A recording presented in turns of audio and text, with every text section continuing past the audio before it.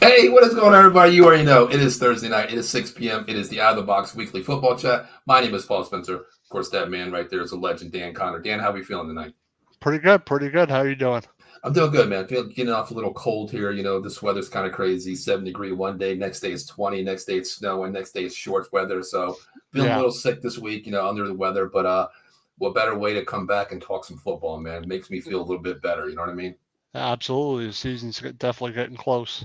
Definitely, as we take our adventures through the whole divisions here, both conferences we're going to do it. We probably did 3 of them. This week we're in the AFC South Division. A lot of people say this division, Dan, is like the lesser of one of the conferences, divisions in the conference here. Yeah. But, Dan, some of these teams, let's talk about as we do every week. Let's talk about last year, Dan. You got to say the surprise team was the Houston Texans, correct? Absolutely. Stroud had an excellent year. They had consistent play. The receiver core is really good. Their defense was excellent.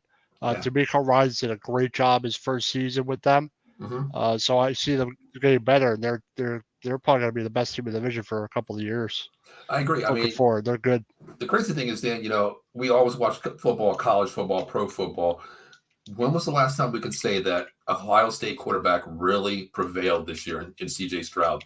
He really stepped up the game, and I tell you, this team's built for the future, Dan. I mean, going from a rookie head coach or rookie QB, nothing really, no really namesakes on this team, and making the playoffs in their first year, Dan. And you know what? Hey, I know you lost your playoff game, but dude, you better wear some sunglasses because the future's pretty damn bright in Houston. You know what I mean? Yeah, absolutely. Like I said, I always see him getting better. D'Amico Ryans did a great job. I think I see them doing something.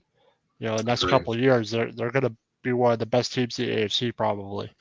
And the thing is, they're young. Young head coach. This team has bought into the system under D'Amico Ryans. That's the first and foremost. Yep. And this team is young. They're poised. There's like a learning curve. Dan, when you talk about maybe a 2 to 3 year window, 3 to 5 year window for a head coach, this dude D'Amico Ryans has already prevailed that in his first year to where they should be like the third year in the season, Dan. So they're way ahead of schedule here. But absolutely, of course, I got to go A+. Well, I won't give them an A+. You lost in the playoffs, but I got to go solid A here, Dan, for Houston Texans last year based on a grade. How do you see them? I'm gonna say a B+. Okay. Not that they weren't great, but Stroud kind of turned it on. I think more in the second half of the season. He had a little rough spot. Yeah. And then they rebounded. So I think but for the coaching job, they get an A+. Exactly. I think overall you get a B+, but the coaching job, D'Amico Ryans did, the coaching staff gets an A. If we're just talking about the coaching staff by itself. And CJ did miss 3 games last year too. 2 to injuries and 1 being just held out. Yeah, exactly. I think they had a great season, but you also didn't expect to have that season from Stroud. I think he had a lot to do with it. True. But they had a great season, but I think give D'Amico Ryans an A+. I agree, 100%. 100%. Yeah. I mean, let's as we go down the division here, let's talk about a team that finished second last year, the Jaguars. I mean, Dan, I'll start with this one. I don't know if I'm sold on Trevor Lawrence Sunshine. I don't know if I'm sold on his health-wise. Yeah. I don't know, Dan. I mean, coming from college from Clemson, this kid was the next thing since sliced bread, the best thing. Coming to the NFL, Dan, he can't stay healthy for an entire year. He's shown glimpses of glamours of, Dan, I still remember the game he was down, 30 points, came back and do 5 touchdowns in the second half. I haven't seen that Trevor Lawrence through 17 games all year, Dan. I've seen good and bad. How do you feel with the Jaguars last year? I think the Jaguars kind of underachieved a bit. I think Lawrence also got beat up a little bit more last season. I think they didn't really protect him very well. Agree. And he ended up being out towards the end of the season, wasn't he? Yeah, I think he missed like 4 or 5 games toward the end of the season with that ankle injury. I think they had. I forgot. We don't even know the quarterback that came in there, Dan. The first possession. Remember we did the show about that. Beathard. There you go. The first possession, he comes in, he scrambles, he fumbles the ball. It's a takeaway right away. His first possession of the game. That's how bad it is for the Jags. But yeah, I agree. I think they got to protect him. But let's talk about the running back. There was no running game. ETN can't even run the ball anymore behind his offensive line. No, like I said, they were very ineffective. Their offense was very ineffective this past season. I think if Trevor Lawrence is healthy, I think they have a little bit better season. I agree. I mean, we'll talk about key losses and additions this year, of course. But last year, Dan, you say underachieved. I completely agree with you here. But what grade would you give the Jags last year? You go first on this one. Like a C. Okay. I agree. I think about solid C there. I mean, we always look at the quarterback being healthy. If the quarterback's healthy, then you can demise that grade a little bit lower than what maybe projected to be. But when your quarterback goes down, it demonstrates the whole season. When you lose, Lawrence there, of course your season's going to go down. We're projected, but I got to go C, Dan. I mean, this team year before that, Dan, they were in the playoffs. Yeah, and Lawrence didn't have a bad year. He had 4,000 yards, 21 touchdowns, but 14 picks. And basically, what 13 and he games? Missed right? Well, it says 16, but he played. He was hurt in a bunch of them. Yeah, there was one game I think he started where he came out like the second drive or something like that, limping off the field. I mean, that's of course you're going to protect your franchise quarterback, but. I mean, number-wise is good, Dan, but, underachieving is the key word here, honestly. With the Jags, I thought they would be better. I thought the Jags would definitely have a better season than they had. And the thing is, Dan, they have a seasoned coach. Peterson's a seasoned coach, man. He's been there, done that. I mean, he can build this team around it. What better way to have a seasoned head coach like Peterson to build that quarterback room? Lawrence is still a young quarterback, Dan. I mean, what, 4th year in the league here? Still young, still young, Dan.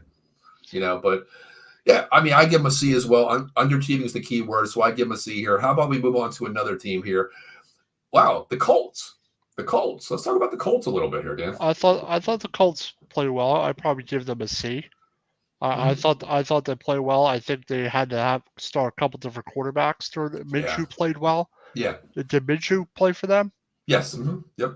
I thought he played well, but I don't think they did too bad for what they had. Agreed. They really have a lot to work with. I don't know if Taylor was healthy the whole season. So I'd give them a C. They were above 500. Yeah. But their defense wasn't very good. Yeah, I agree with that. I mean, their offense was okay. Drafting Anthony Richardson, it was a learning curve, Dan. The first 3 weeks, learning what this kid was, what he can be, what he is, coming from Florida. Dan, we talked about it. This kid, when his injury came down, the concussion, the shoulder injury, you got to protect your quarterback, which they did in a way. But Dan, we talked about off stage here. When a quarterback likes to run the ball, that is his MO, where he's going to run the ball. That's the way he plays. That's the way he lives his life. But you've got to learn to go down in the NFL, Dan. That's something he has to do. But Minshew, man, I'm telling you, Dan, he played pretty solid this year for a team that they call it Gardner Minshew Mania, the journeyman. He played pretty good for this Colts team last year, Dan. I thought he did play well. I thought he had a pretty good season. No, I thought, he had like 3,000 something yards, and I thought he played well. I don't think they had him like right away though. I forget how. No, I think they traded for him to sign him. Yeah, was it like week 6 or something like that when they signed him? I think he was like under the radar signing where they had to go out and get a quarterback. Of course, I think it was. There was rumors, reminiscent back. I think it was either him or Carson Wentz that they were looking at. Going to that Colts system. He knows the system there. But Gardner Minshew, of course, they brought him in. He played pretty well. I mean, what do you see, Dan? The defense did not step up at all this year. The defense was bad. They gave up over 400 points.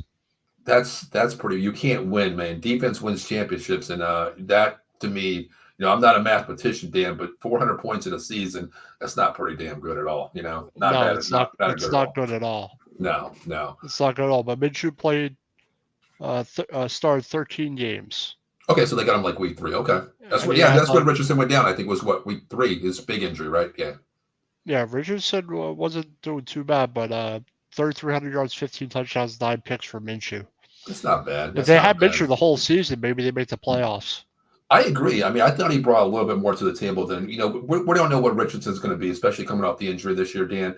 But Yeah. looking at last year, I give credit to Minshew and this offensive staff for putting him in positions to actually excel with his game plan. I mean, Dan, we talked about it when you have a team, you want your quarterbacks, 1A, 1B to be Mm-hmm. similar, Dan.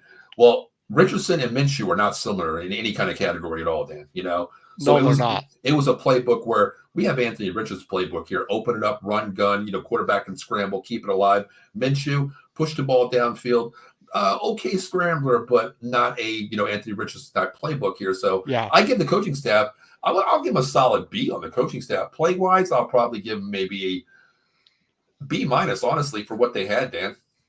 For what they had, I thought they did well. I'll give them like a C overall, I would say. Okay. Yeah, overall, I would probably go C, yeah. Mm-hmm. But they did have a lot to work with. Well, Exactly. let's be honest. Zach Moss was their running back. Yes.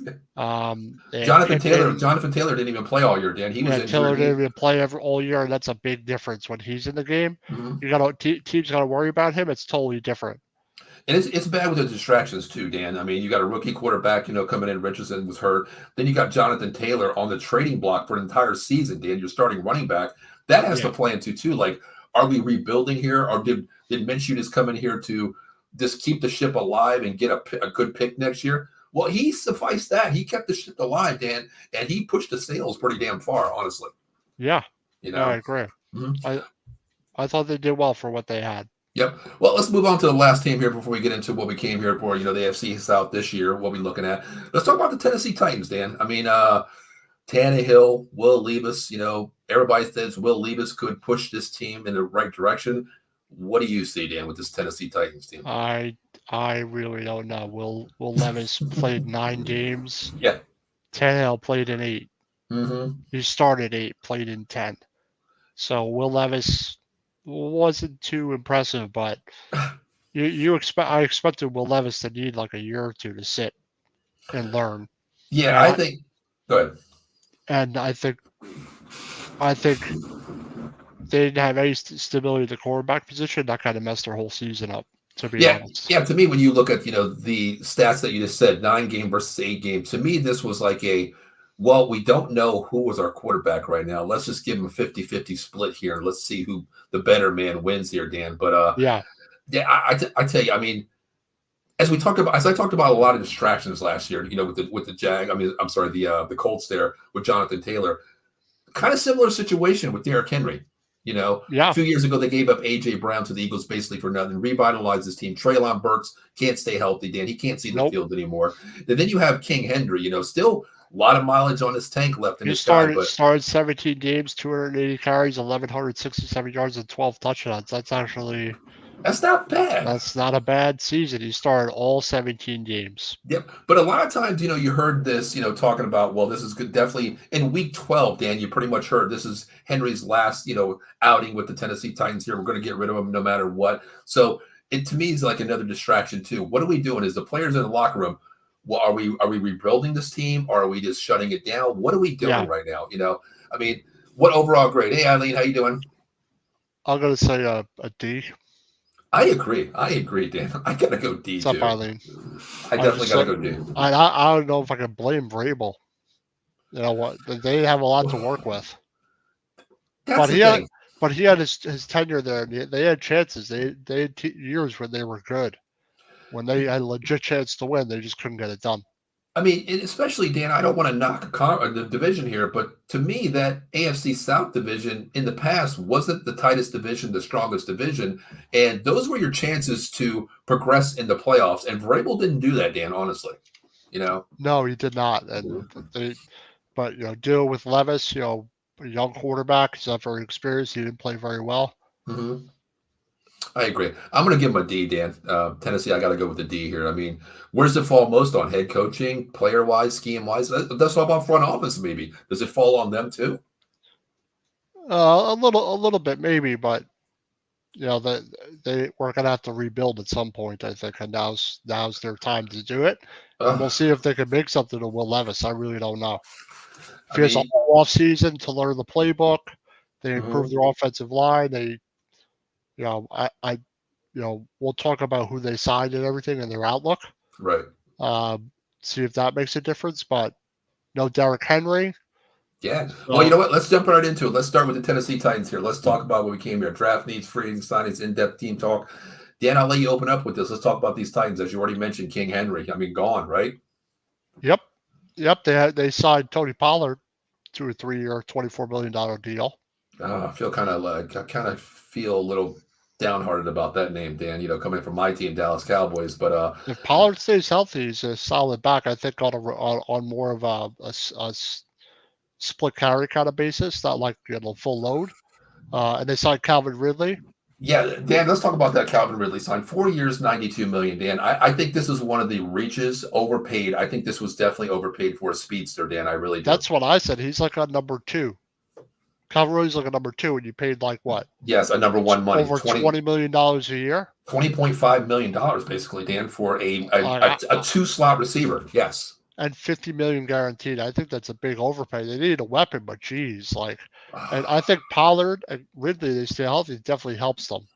Yeah, I'm curious to see how Pollard comes back off this injury. You know, the big injury with his ankle with Dallas there in that playoff game, went down, horrific injury, regrouped it for the entire season, came back, franchised them. But Dan, Tony Pollard's a guy that lives off that jump cut and speed, Dan. In that first year, you didn't see it. I don't want to take away anything from him saying that he's not what he should be. He's not what he is. Because coming off an injury when you're a jump cut runner, Dan, that goes a long way. And just like you said in the backstage room, it takes a year to come off an injury like that, to build that bone back, that's feeling back there. But I don't know, Dan. I mean, I think it's a solid signing. The key word is healthy, of course, with that one there. But can we talk about a quarterback that did sign, Mason Rudolph from the Pittsburgh Steelers? I mean, Dan, Will Levis, Mason Rudolph, Malik Willis, Tannehill's not there. They're going to be. Can he compete? Who competes? Who competes? Does Will Levis say, you know what, I'm better than these guys? I get the starting. I would have all 3 of them to be in camp, to be honest. You have to, right? You have to. Unless, I don't know where I forget where they're drafting at the moment. They have number 7. They have number 7 and 38, Dan. So they could get a quarterback if they really, really want to. But Dan, haven't you learned your lesson? But I would fill other needs they have. yes. Before something else. Okay. Reason why I was saying that, Dan, is at 7, there's no way you take a quarterback. Maybe 38 and 71, correct? Yeah. In the second or third round. They need a tackle, a wide receiver, a quarterback, edge, tight end, interior O-line, and D-line. I agree, because with the 7th pick, you have to go, best available, best need position player here. Maybe a tackle. I agree with that, because I see, we talked about this, off camera, Dan. I think Joe Alt possibly could be dropping too. I think quarterbacks 1, 2, 3, wide receivers 4 through 6 here, and that gives them at 7. Joe Alt maybe, arguably probably the best left tackle in years. But Dan, I think Tennessee has learned their lesson. I mean, Will Levis last year, highly recruited guy. 4 years ago, you go out and get Malik Willis, a highly guy out of Liberty that hasn't even seen the field yet, Dan. 2 quarterbacks in the last 4 years. It's not a great draft picking, quality here of quarterbacks, Dan. Well, you saw Willis take the field at one point, like last year or something, where he was totally not prepared. Dan, Sam Darnold seeing ghosts. I don't know what Malik Willis was seeing on the field, because I tell you what, Dan, I'd like to have like one of those GoPro cams where to seeing what he saw, because I don't think we were on the same page being a quarterback, in the stands and watching him play. It was bad, Dan. Yeah. So, but if I was Tennessee, I'd let all 3 of them compete. But yeah, they could take another weapon if they want. But I would really take a tackle, like the Penn State or Joe Alt or the Penn State kid. Mm-hmm. Now we talked about this team building for the future here. Dan, getting Calvin Ridley, overpaying for him, number 1. Okay. That's huge. Yep. Okay. But let's talk about their wide receivers. So we already talked about the quarterback room. That's fine. You got to have 3 quarterbacks in the room, vying for the starting spot here. Tony Pollard, Tajay Spears, nice running back as well. But let's talk about this wide receiver room. Calvin Ridley, DeAndre Hopkins, Treylon Burks. That is a pretty nice set where you can have those 3 wide receivers talking, Yeah, that's, it's 3 good weapons, and they see what quarterback get. But who wins in camp? I don't know about all 3 of them, to be honest. I think they're probably all. I think Rudolph and Levis are on the same level, maybe. Mm-hmm. And then Willis is below them. I agree. I think Will Levis, gets the starting nod here. Pollard's going to be the starter. Of course, you got 3 wide receivers. Now, the tight end, he's not a namesake guy out there. Chigoli Okinawa, he's actually the tight end starting projected this year. He didn't have a bad season. 548 yards, 54 receptions, 1 touchdown. Is this something where maybe Tennessee can come back, get a tight end in the second round? Or, you know what? Hey, I know 38, Brock Bowers isn't going to drop to 38. We know that. But, no. I mean, is this something maybe you can trade? Because you lost that 71 pick to the Cardinals there. So you have that basic first and second round here. But is this something maybe you can move back up to get a position player? Because this year, Dan, or do you just keep the assets and rebuild? Because you're still in that 3 to 5 year window. New coaching staff. I would keep your assets and rebuild. I agree. I agree with that one too. Mm-hmm. That's probably the smartest thing to do. I agree with that 100%. Now, the Titans this year, they got Mason Rudolph, Calvin Ridley. They signed a kicker, Nick Folk. Of course, Andre Dillard on the offensive line. He's a veteran presence coming in too, Dan. He's played for the Eagles, played quite a few teams here. He comes in. He's going to be a projected starter as well. Also, the guy, we talked about this in the green room, Dan. I watch a lot of college football. You do too. Kenneth Murray from Oklahoma. He was really good, for the Chargers there. Plays solid at linebacker. I remember him. I remember him in the draft. Yeah, I think he's going to be a great. The JD Sports Talk Show. Give them a follow on Twitter. They're a great show. What's up, JDW Sports Talk Show? Yep, give them a follow on Twitter as well. Great guys. They follow us. We follow them. Great to have them on here. Eileen says the Quacks upset the Gamecocks. I don't think that was an upset. I think I had Oregon winning that game as well. So that's good for my bracket. Is that like a 10-7? I think it was. I think it was either a 10-7 or 10 something like that. But I had the Ducks actually winning that game. Yep. But I remember. Yeah, well, sorry about that. No, go ahead. I think I picked Oregon also to win that game, but I remember Kenneth Murray was in the draft. He's a good linebacker. I think it's a solid signing. Yeah, Oklahoma. I think it's a really solid signing for them. I think so too. It gives him a lot of speed on defense. Playing at linebacker. He's a northeast, west, south guy, so I think he's a good guy there. But can we talk about a new head coach, Brian Callahan? Yeah. This tells me run the ball. This tells me run, Dan. Callahan likes to run that ball. Well, you don't have a very good quarterback, and they got Tony Pollard. And, it seems like they're planning on running the ball. And they also signed Lloyd Cushenberry, the center. Yes, as they well, did. Which is a good signing. So if they can improve their offensive line, protect the quarterback, run the ball with Pollard, I think their offense will be better if one of the quarterbacks could step up and take the lead.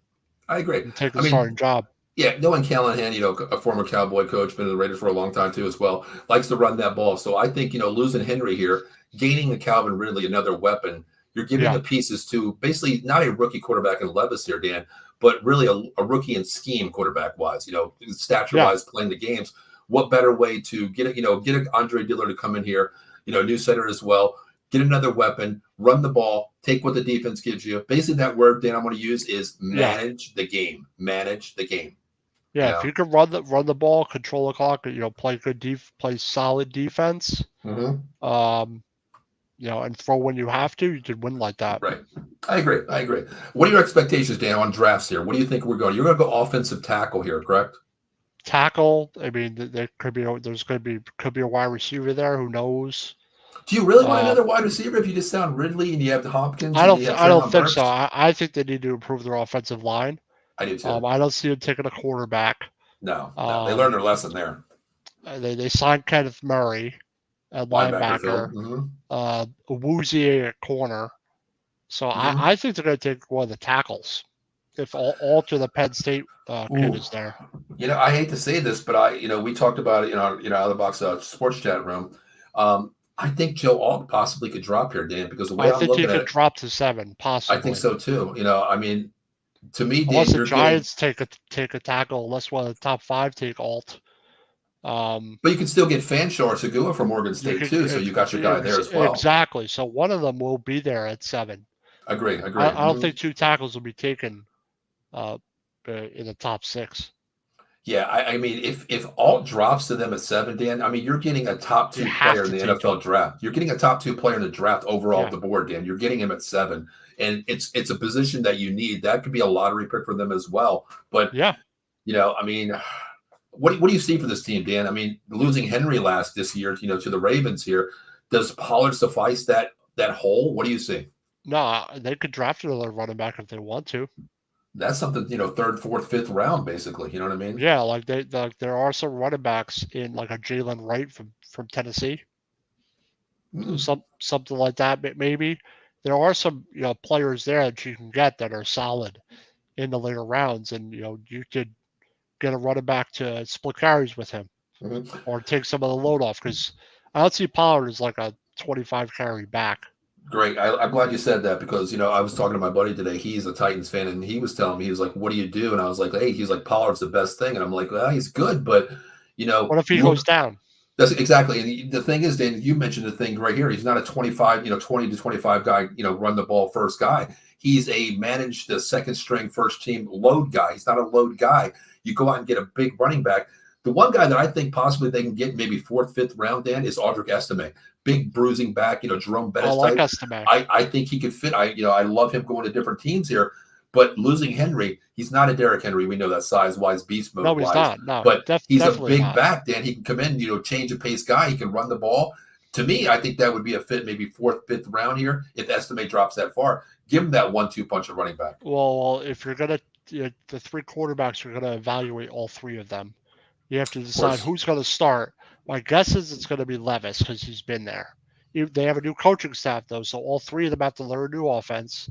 All three of them got to go to camp. I think all three of them should compete and push each other.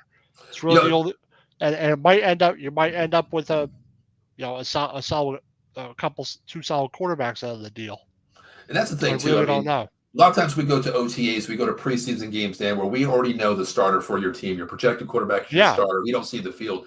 To me, Dan, this might be that 4-game swing where we see Levis, we see this quarterback, we see Malik Willis, we see, everybody playing because the coach doesn't know yet. He doesn't know yet. But you mean it could be like not a throwaway year, but a year where you're going to find out which one of these guys, what these guys can get it done.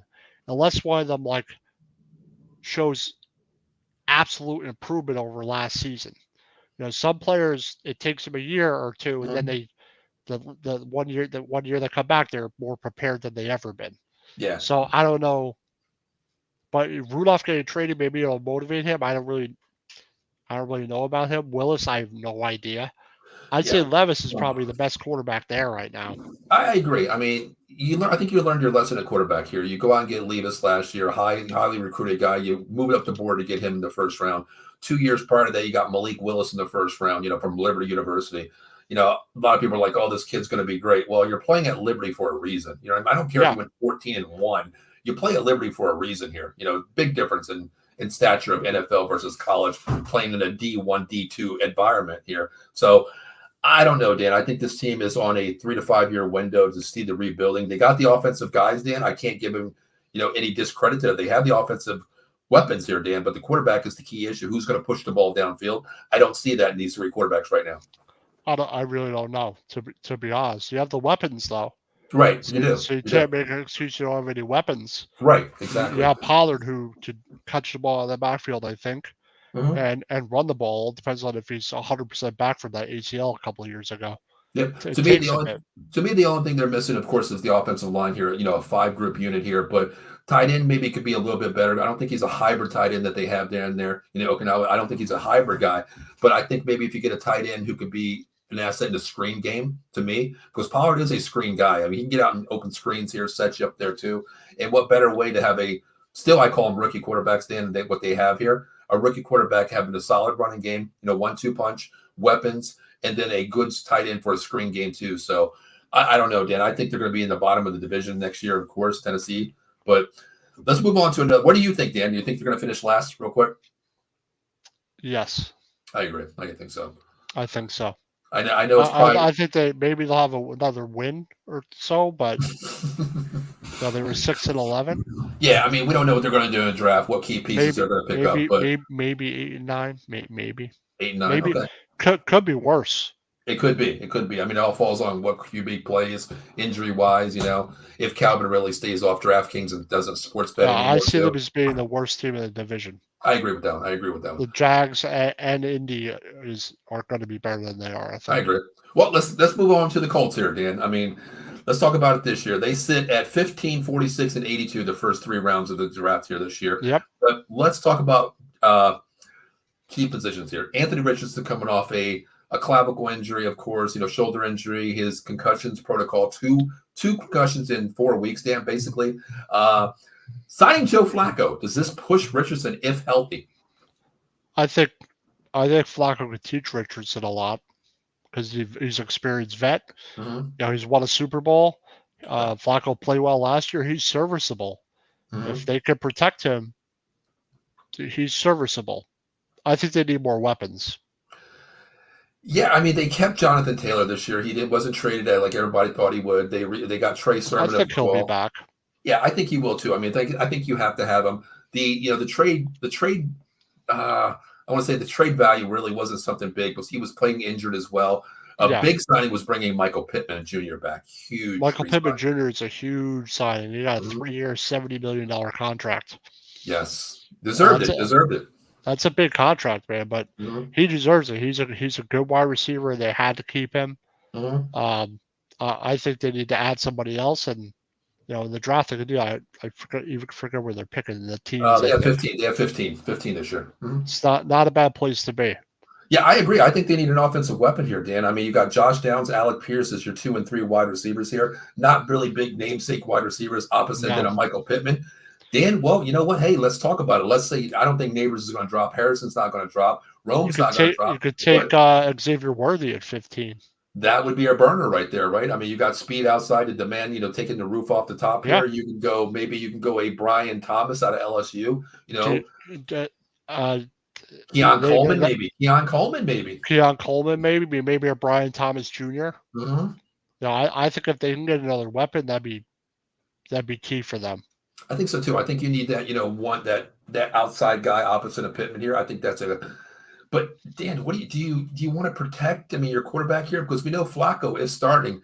Yeah, but he's not the most mobile quarterback in the world, Dan. And you could take the Oregon State tackle at 15. I think Suga's going to drop. I think that's going to be a perfect position. I don't think that the Penn State guy will drop or Alt will drop. No way they drop. No, if drops something up to 15, you're going to see a lot of movement. From if he drops below, I want to say below the Tennessee Titans. Dan, I think a lot of teams are going to be saying, "Well, wow, wait a minute, Alt's dropping to 8 and Fanshaw's dropping to right below him. I'm moving up here. I don't think that's going to fall, but." Do you want to go offensive line first? I mean, you look at your starters here. I mean, you have Bernard Raymond starting at left tackle. You have Quentin Nelson. He's, from Notre Dame, great asset there. He's a guard, yeah. Yep. And then you have Ryan Kelly, Will Fries, and then you have Braden Smith. Not the big namesake names there, but, Raymond's okay. He did give up a lot of tackles last year, sacks as well. But I think it's a learning curve for him, learning in this different environment. I think Callahan's going to be a great asset. I'm not Callahan. I'm sorry. Their head coach Steichen. What's his name? Steichen? Not Steichen. Is it Steichen? I think it is Steichen. Yeah. I think it's Steichen. Yeah. Going out there, I think he's going to build this team in the right direction. But I got to go offensive line here, Dan, or possibly if a weapon falls, best available. I think it's one of the other, offensive line or an offensive weapon. Or Dan, or you said it, before we talked about last year. This defense gave up 400 points last year, Dan. Do you go defense maybe? You could take. You could take cornerback. There's a top 15 cornerback. Oh, I don't know if I would go that high on a corner, Dan. You think they could take an edge player, Verse.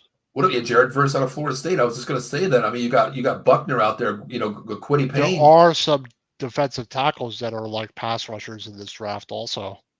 Agree. I think Andre Sweat from Texas. Oh, wow. They have a couple really. So does Michigan. You can't go wrong with the Texas linebacker this year, Dan. No. Honestly, I mean, that's a great pick there too. I mean, they do have 7 and 38, Dan. 2 picks in the 2 rounds there. They can come back and get They could take the guy you like. Don't say it. Don't say his name, Dan. Don't say Edgerrin Cooper's name, please. Don't.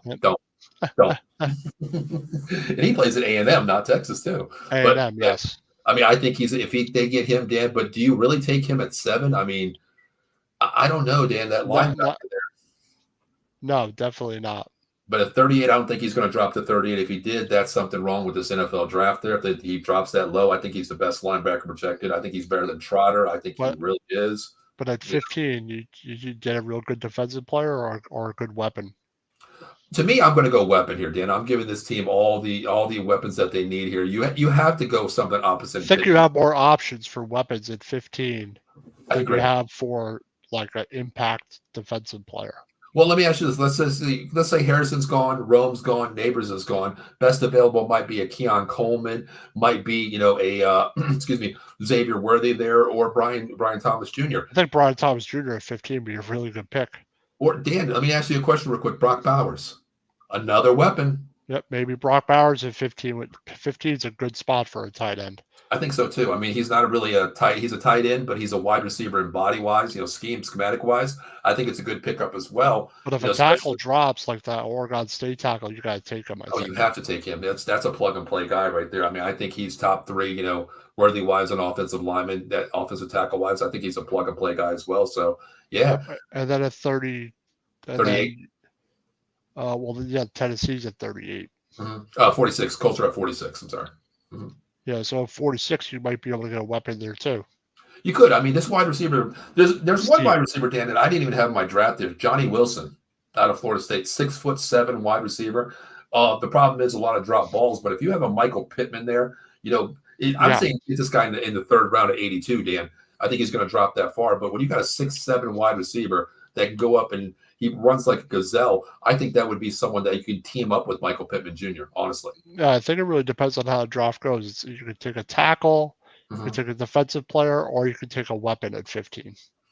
Yeah, who knows? I mean, Brian Callahan, coming in here with he's a new head coach for the Titans. We're talking about the Colts here, but I'm curious to see what they do. Do they learn from Joe Flacco teaching Anthony Richardson? Because I think it makes sense. It does make sense. Do you protect Flacco? Because if you're protecting him as your starter, you got to protect him first. If you're Anthony Richardson, got to protect Richardson also, so he doesn't have to take off.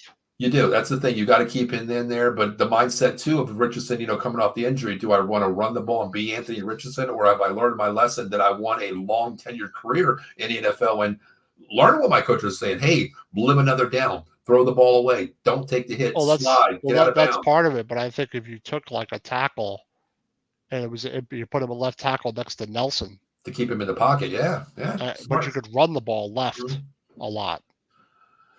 That is true. That's a good philosophy there too. I think their draft is going to be key this year, of course, as all teams. But I'm curious to see what they do as well. But I don't know, Dan. I mean, what do you see? I mean, we got the Titans finishing last this year. Are we talking Colts maybe number 3? I mean, they did lose. They did lose Gardner Minshew. You know what I mean? That took them basically from nothing to something, Dan. And Minshew is better than Flacco at this point. But I think Flacco is serviceable. I think so too. I mean, he earned his contract last year from bagging groceries to come in where he came with Cleveland. The Colts could end up having a worse year. It could be like 7-10. Wow. I mean, another lottery pick for them, right? I think they're going to be around 500 again. I agree. I think so too. I think the key is being healthy here. You do have a quarterback, but Dan, one thing before we move on here, are we basing too much on Joe Flacco? Coming there, had a comeback player of the year award last year, Dan. Are we basing too much on that from what we've seen last year to what, we always talk about that sophomore jinx, Dan, even though he's a veteran, a player, of course. But that sophomore year, Dan, when you come back, a lot of teams have seen what you do. What do you see? Are we reading too much of that Flacco can revitalize this team and keep it afloat, or is Anthony Richardson you got to start him and Joe Flacco's the backup? I think you start Richardson if he's healthy, and just keep Flacco as a backup that can actually keep the boat floating. Okay, yeah, because he's a reliable backup without a doubt. Agree. He's a very reliable backup, and if he has to step in and start, he could do it. I agree too, but if you do that, you gotta go out and solidify that offensive side of the ball there. That line, you got to keep him upright. Exactly. Because I think taking a tackle, if a tackle is there, one of those 3. I don't think it'll be Fanshaw or Alt. Yeah, I think it's probably going to be the Oregon State Secure. I think his name is Fianu or something. Yes, exactly. Like that. I think he's top 3. I think he's a plug and play player. If he's there, you take him. You protect your quarterback. You have to, and you see what happens. But I think Flacco. I think it's a good signing. I think so too. I agree with that one too, 100%. I mean, you go down to your depth chart there. I think it's going to be a 1-2 starter here based on who plays, who stays healthy, of course. And Dan, I like what you said too. He's Flacco's not the clipboard guy here. He can jump in and start games. And what better way to have a veteran quarterback behind you, teaching you the ropes? I've been there, kid. I've won a Super Bowl. I've done that. I've learned my career to live another day. This is what you need to do. Learn from me, because the future's bright for you. So I see that, but I'm going to say probably 8-9 this year, Dan. Honestly, for the Colts this year. Yeah, I think that's a fair assessment. If they get better quarterback play, maybe better than that. But I agree. I think they'll be right around 500.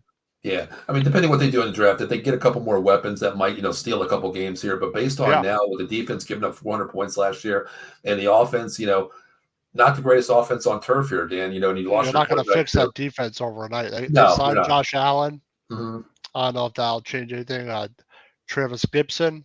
Right. Derek Armstead signed a 3-year deal. That's a really good signing, actually. That is. Mm-hmm. Ronald Darby and Darnell Savage, a safety, has signed a 3-year deal. So I like Raekwon Davis too, the defensive tackle. He's a big body too. He's a motor guy. I think that's a good signing as well. So yeah, I mean, I think they're going to finish third. I forgot they signed Mitch Morse, center. Yes, exactly. They got rid of him. They got him. Now they did lose Zach Morris too, a running back as well. I mean, he's not the biggest guy they have, but Jonathan Taylor and Trey Sermon, I think he's two big backs that can come in, win a couple games too. But let's move on to the other team here, Dan. Let's talk about underachieving. Let's talk about Jacksonville Jaguars. They hold 17-48. Dan, do not have a third pick this year. 17-48. Let's talk about what their roster is this year. Trevor Lawrence, big signing. I don't know if it's a big signing. Mac Jones. Can he or will he push Sunshine for the starting job? No. No? It was a trade, not a signing. But I know, but I'd rather trade him, just get rid of him, because I think the Patriots just get rid of him for anything. Yes, I think exactly. I think Mac Jones is. He's not going to push Lawrence. No, not at all. Not at all. I mean, this is a solid backup guy that understands the game, basically come in and just be a body on the field with the Jags here this year, Dan. But because number 3 is CJ Beathard, Dan. There's that word, CJ Beathard. And we don't even need to talk about him. Beathard is even worse than Jones. But Jones won't really make an impact. They're like, all right, we'll take him. And exactly. It's a 6th-round pick. But they also signed Gabe Davis. That should help. Big signing at wide receiver, Dan. It's a big signing for them. That should definitely help. Mm-hmm. Re-signed Rashad Duvernay. Running back. Mm-hmm. Ezra Cleveland. That's a really good signing. Yep, guard. Mm-hmm. Mitch Morse at center. Morse. Mm-hmm. So they improved their center and their guard position right there. And they did get Darnell Savage too, a quarterback slash Darnell Savage, well. Ronald Darby, Eric Armstead, yep. Josh Allen. Mm-hmm. So they did a good job in free agency. They did. Where do you see this team falling, Dan? I mean, Trevor Lawrence, of course, starter. Of course, you got Travis Etienne as a starter too. Now, to me, the X factor here is Christian Kirk. I mean, big signing, 3 years ago, coming to the Jags there, big money wise for somebody at wide receiver. Been hurt, hasn't really shown his progression here. Yeah. But you team him up with a Gabe Davis coming in, huge signing, as you said. Also, Zay Jones. Zay Jones is another flyer too, Dan. You lost Ridley, their burner, but they drafted Zay Jones like last year or the year before or something like that. You have 3 wide receivers here that are pretty, as a group, Dan, I think this is a nice grouping, this top 3 wide receiver set. Yeah, absolutely. And when did they pick? Not until the 2nd round? They actually have the 17th and 48th pick, Dan. It's a good pick, so they could do I don't know what they want to do. The other thing is Brandon Ingram. Improve their offensive line more. Are you sold on Evan Ingram? I mean, he's a journeyman, a lot of drop balls. Evan Ingram, he played well, he did for them last year. Led the team in catches last year as a tight end. So, no, I forgot about him. So, with him and the weapons they have now, I think they have a lot of weapons.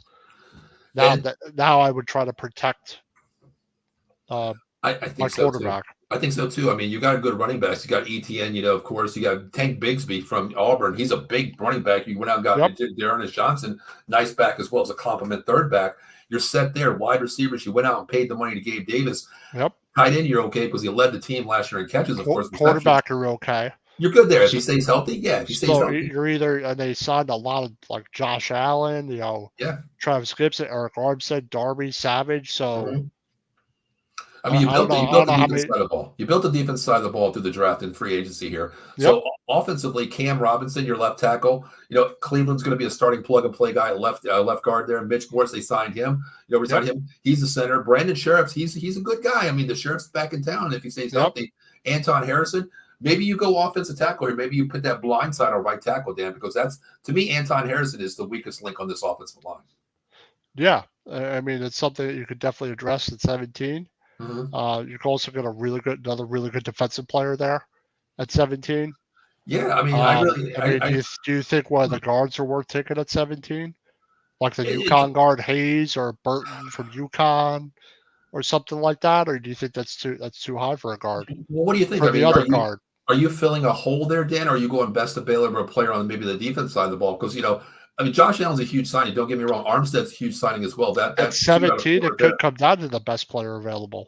And you still have Devin Lloyd. Last year, arguably, everybody 2 years ago said he was the best linebacker in the game. Well, he hasn't shown glimpses of it yet coming from college, but to me, he's still a good guy out there. Maybe you go out and you get someone that maybe like a top linebacker or a top. What if you got Jared Verse out here, Dan? I mean, that Jared could be Verse would be a bookends. great pick. That would be bookends right there for your defense Yeah. too.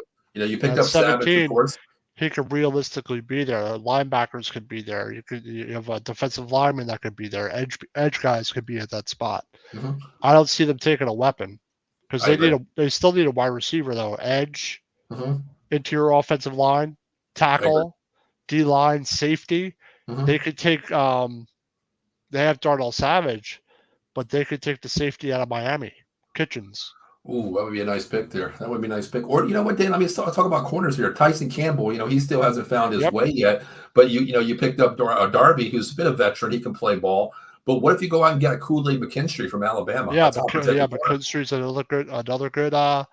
another good quarterback. There's another guy I'm thinking of that has a weird name also. I can't think of his name. I know what you're talking about. Yeah, I know what you're talking about. I think I know what you're talking about. That guy. Iowa State, like one of those Midwest schools. Mm-hmm. Yeah, I mean, there's so many options here, Dan. But talking about their defense here, I mean, I looking at their roster, of course, I wrote a couple names down here. The one guy that I think is actually going to progress this year is Chad Mua out of Wyoming. Their linebacker, their second round pick last year. I think he's going to be a guy that steps up here. So I think they're okay at linebacker, but to me, I think you got to go offensive tackle here. You're holding the 17th pick in second round. In the first round, you got 48 in the second round here. That's two still.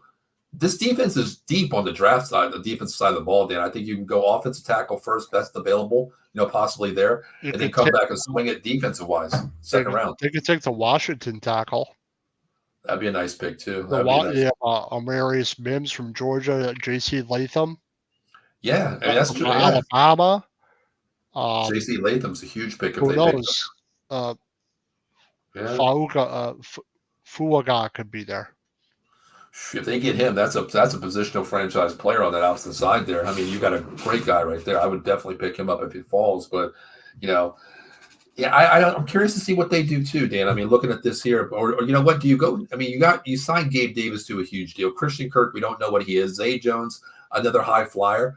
But if someone drops at a wide receiver, do you build that offensive, game plan for Trevor Lawrence? Because Trevor Lawrence, to me, he really hasn't pushed the ball downfield the way he should be, Dan. I mean, honestly, that's just me thinking. But what do you think? No, definitely not. And I don't know what it is. He didn't have a bad season, but he wasn't himself last year. He didn't play very well last season. Yeah, I want to ask you something. This quarterback really comes into play when I talk about it. And we talked about, of course, two players on this team, Trevor Lawrence and Mac Jones. We talked about Mac Jones being, a highly recruited guy out of Alabama. Dan, I want to ask you, Trevor Lawrence out of Clemson, national championships. Of course, we know what he was, next prodigy kid coming in to play QB in the NFL. Yep. Dan, let me ask you this. I want to ask you this. Of course, I'm going to ask you, the only one on the show with me, of course. But, Dan, are these guys product of the systems? Alabama, wide receiver university. I could play quarterback there and throw 4,000 Mac Jones yards. is. Trevor Lawrence, running gun, ACC, but he did win national championships, so I can't take away that whole I would say kind of, but some years he has had a lot to work with. He's been hurt some seasons, so. But I think that I think he still has talent, but he hasn't taken that next step yet. The reason why I say that, Dan, is of Mac Jones, of course, national championship, second in the Heisman Trophy to his wide receiver, Devontae Smith. Of course, we know that. Like Devontae Smith, and they also had Jameson Gibbs. Williams. Did they Jameson have Williams, too. Gibbs? Did Yep. they have Gibbs, the running back? Wasn't he there? Jameer Gibbs. Yep. Mm-hmm. Yep. And then another wide receiver also. Jameson Williamson, of course. They had, going back, years and years, they had wide receiver university. But the other reason why I asked you that, Dan, is because we talk about another guy, Trevor Lawrence, is who he replaced. Deshaun Watson, product of the system. He can't play in the NFL. Well, of course, he has, off the field issues, of course, with him. Yeah. A totally different story there. But how long do you give Trevor Lawrence here? And there's no way that Mac Jones could be the starting quarterback here, right? Am I reading into this too much? Okay. No way. All right. I'm just making sure. No way. I mean, I know I'm feeling under the weather, Dan, but I just want to make sure I wasn't. I think Peterson's good with quarterbacks. Maybe he thinks he can make something out of them. I agree. I agree with that one too. I think he can rebuild quarterback. Look what he did with Nick Foles, Carson Wentz situation. I think he manages quarterbacks the right way to say the right system, say the right things, say the right philosophy to keep them upright and keep them healthy wise and schematic wise. Yeah. But what do you see next year with this Jaguars team, Dan, based on what they've done so far in free agency, not excluding draft? I think if they can protect Trevor Lawrence and have a consistent offense, and he stays healthy, I think they'll make the playoffs. I agree. I mean, the word underachieved. I think they'll be like 10-7. 10-7. Okay. At best, 11-6. Okay. The key word is what you said earlier is underachieved. This year, this team underachieved. Health-wise, Trevor Lawrence went down a couple games. They stay healthy. They should make the playoffs, I think. They should. I mean, you figure, Dan, in this division here, you're playing the Texans, of course, which is going to be the number one team in the seed here, but you're playing the Titans and you're playing the Colts too. Arguably the bottom feeders of the division here. That could possibly be 4 wins, Dan, right there. That could be easy 4 wins for you. So I agree. Underachieving last year, I'm probably going to put them. I'm going to go 10-7 this year. I don't think them going 9-8. I think they're going to go 10-7 this year, finish second division. So yeah, I kind of agree with you there 100%. But let's talk about the surprise team in this division, Dan. Rookie head coach, rookie QB. Surprise of the league basically that last year to me, the Houston Texans, Dan. Playoff push, first round, get there.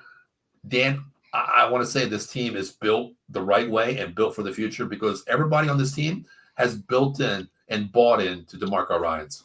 If they haven't, they also had a great free agency. I think they traded for Joe Mixon. Oh, huge, Dan. Let's talk about that. That I think that's a really good move. Exchange for a 7th round pick. Big time.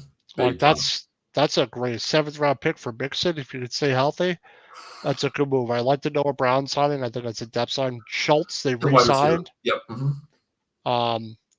They signed Charlie Heck, offensive tackle. They signed Mario Edwards too. Darnell Hunter on the defensive line. Yeah, and the biggest one was signing Aziz Shahir, the linebacker. He's huge. Shahir. Yeah. They signed 4 cornerbacks. Okuda. Jeff Okuda's huge for that corner. Yes. Desmond King II, Lonnie Johnson, Mike Ford, Deshaun Phillips, linebacker, Shahir, Danielle Hunter, Foley, what's his name? Foley, Fatsukazi, yeah. Mario Edwards, and Autry. Yeah, Autry's used a defensive tackle. I mean, they went out, Dan, and got 3 solid defensive line players to build on this. Dan, you're playing right in front of Will Anderson Jr. That's huge. Yeah, like I think they did a great job and they improved their offense and their defense. I agree. I mean, you went out, you got Joe Mixon, Dan. If this guy can stay healthy, this guy, Dan, is he's a fast back. He's a good pace back for this team. I mean, to bring him with Pierce, that's good. That's a 1-2 punch, Dan. Dameon Pierce. I like how he runs. I like how he runs the ball. Mixon never stops moving his legs. Never keeps his feet churning, keeps his feet going, and he gets those effort yards. That's what I like about Joe Mixon. Exactly. He seems to have good vision and be able to run up the middle effectively. Now, to me, what do you think, Dan, with this team here? Of course, we're talking about C.J. Stroud. Ceiling's the limit for this guy. I mean, this guy is insanely good. I think finally Ohio State put a product out there at QB to jinx the quarterback room there. But backups here, David Mills. I mean, if Steve Stroud stays healthy, he's not going to see the field. You got Case Keenum too, of course. But to me, the only downfall, I love their offensive line. I love Tunzel. I love Green. I love Scruggs, Mason, and Howard. I love the offensive line here that they have, of course. To me, it's not a need what they do. They can maybe get positional players and depth-wise on the offensive line.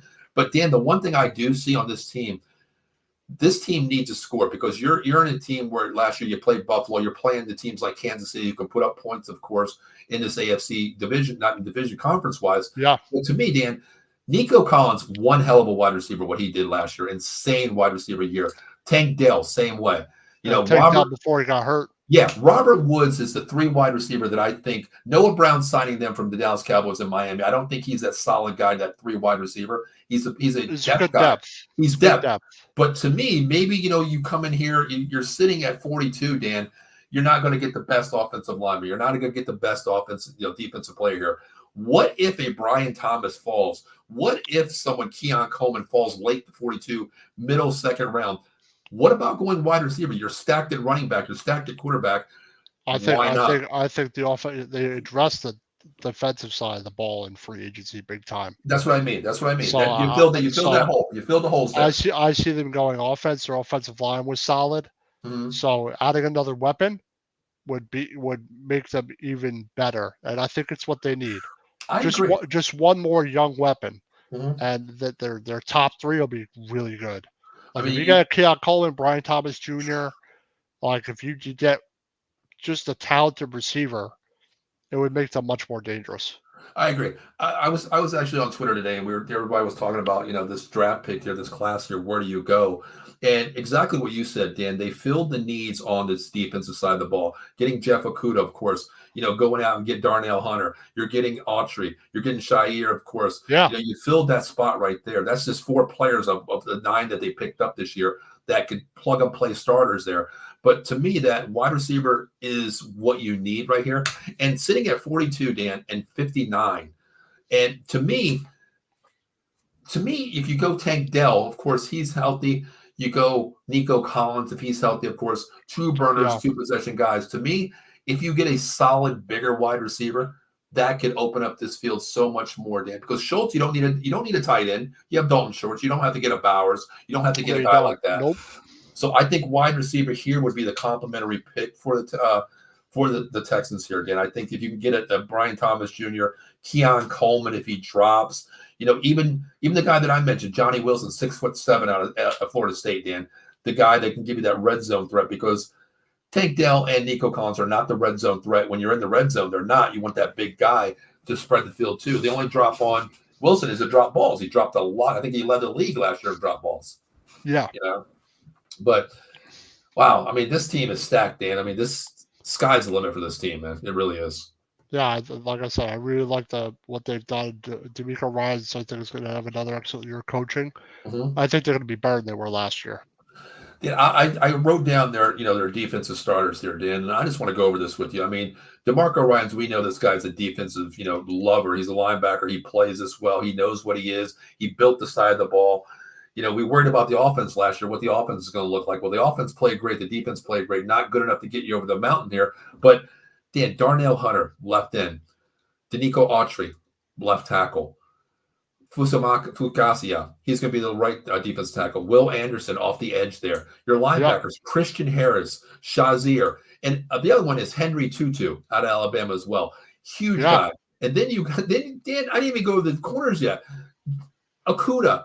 Jimmy Ward. And then you have Derek Stingley Jr. I forgot about Jimmy Ward. And then Derek Stingley Jr. out of LSU, top pick not 2 years ago. Dan, this defense is set to hit.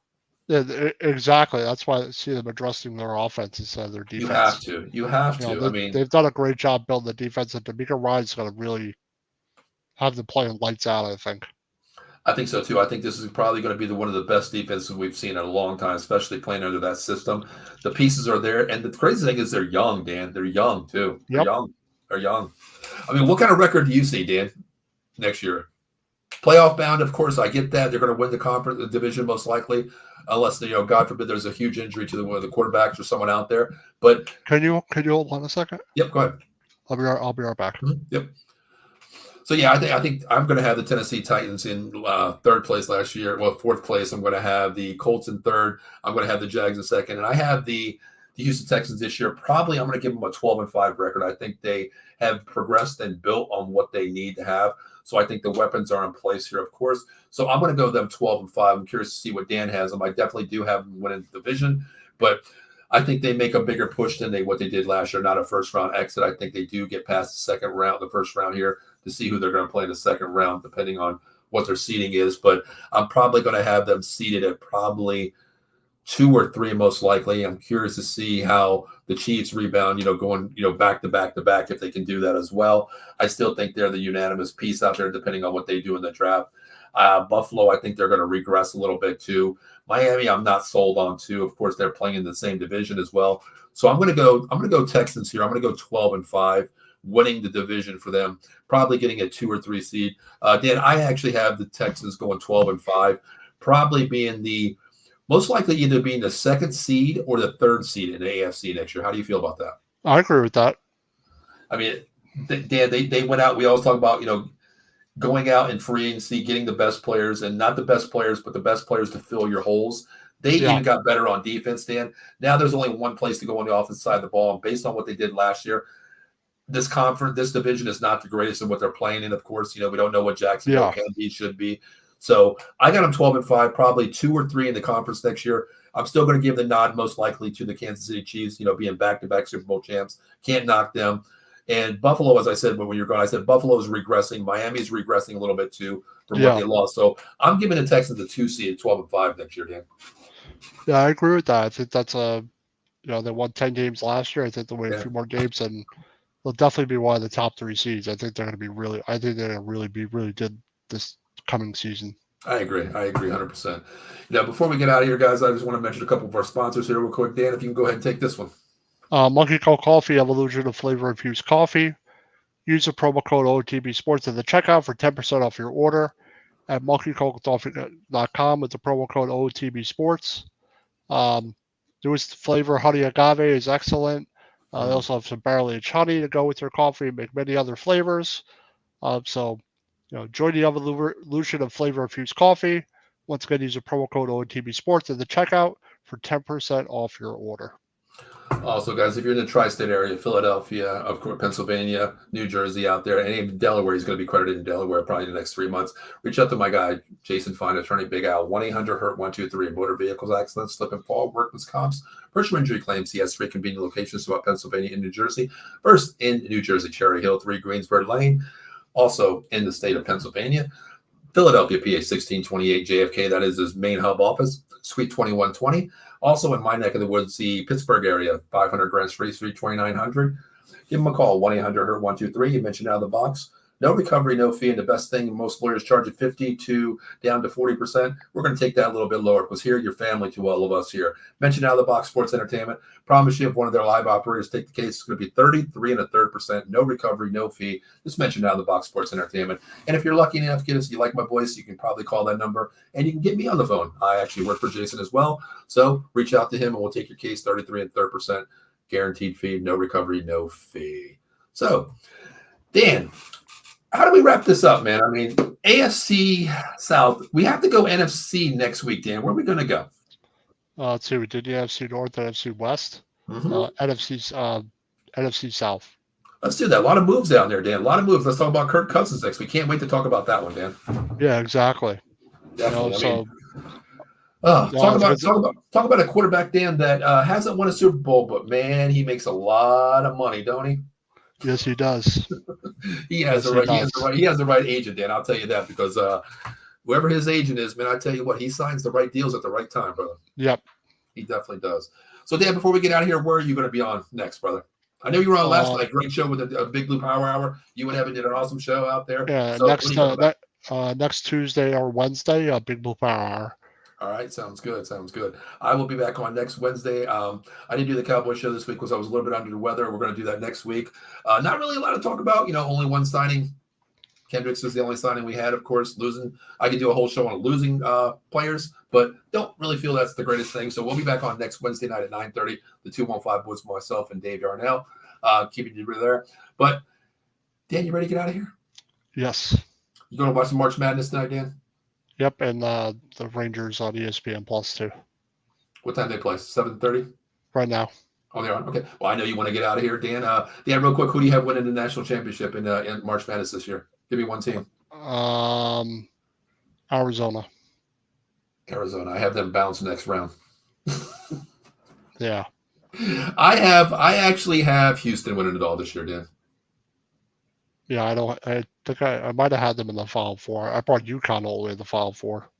They have a tough road, Dan. Even though they have a tough road. They have a toughest road, I think, yeah. And Dave Yarnell, listen, I know you're listening out there. North Carolina is not making it to the Final Four. They're overrated. You know, they beat Wagner today. Ooh, the Seahawks. Okay. But Dan, they're not. Dan, I'm telling you, just remember I told him that they're not going to make it to the Final Four. So, guys, we're going to get out of here. My name is Paul Spencer. That, of course, is Dan Connor of the Big Blue Power Hour. We will see you next week covering the NFC South at 6 p.m. on Thursday night. Until then, guys, have a great one, and we'll see you then. Take care, everybody.